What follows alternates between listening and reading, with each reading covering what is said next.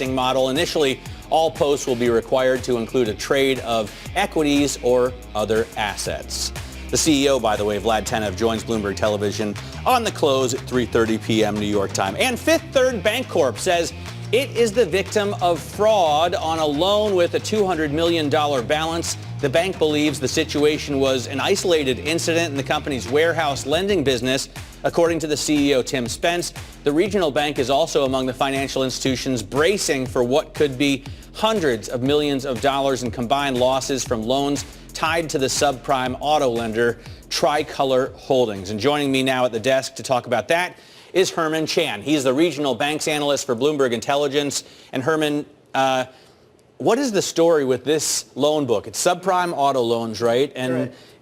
Is it possible, for example, that they made a lot of loans to undocumented immigrants who have since left the country? I mean, that's possible. The party line from the bank management team is that there was an issue with the underlying collateral. And these loans are really bridge financing, short-term type loans to the borrower. And unfortunately, there was a fraud issue with some issues with the financial statements and the collateral, and that's where we are today.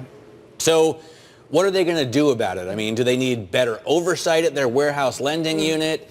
Are there wider implications of the Trump immigration and deportation policies? They're going to hit regional lenders hard? Well, what they've said, what Fifth Third has said, is they're going to look internally at their policies, making sure their processes are on point, making sure they have a really good idea of what the collaterals that are backing these loans, and maybe even potentially pulling back on the lending related to these warehouse facilities. So there's going to be a lot of inward focus in terms of could they have prevented this and what they can do going forward. So Tricolor, I guess, will want to refocus its business as well, but I'm also guessing it's going to be subject to a decent lawsuit. There's going to be a lot of litigation, and given the fact that there's a lot of parties involved, Bloomberg News has reported Barclays and JP Morgan are also ensnared in this issue, so we're going to see a lot of litigation that's going to play out over a number of years.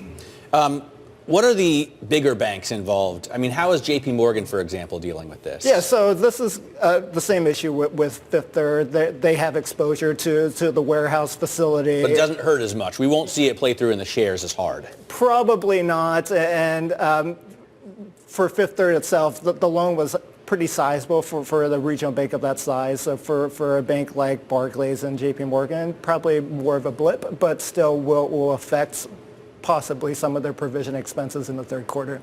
All right, Herman, great having you back on set here. Herman Chan of Bloomberg Intelligence, made famous during the SVB loan crisis. A check right now on futures ahead of the opening bell. We are going to see green arrows here across the board.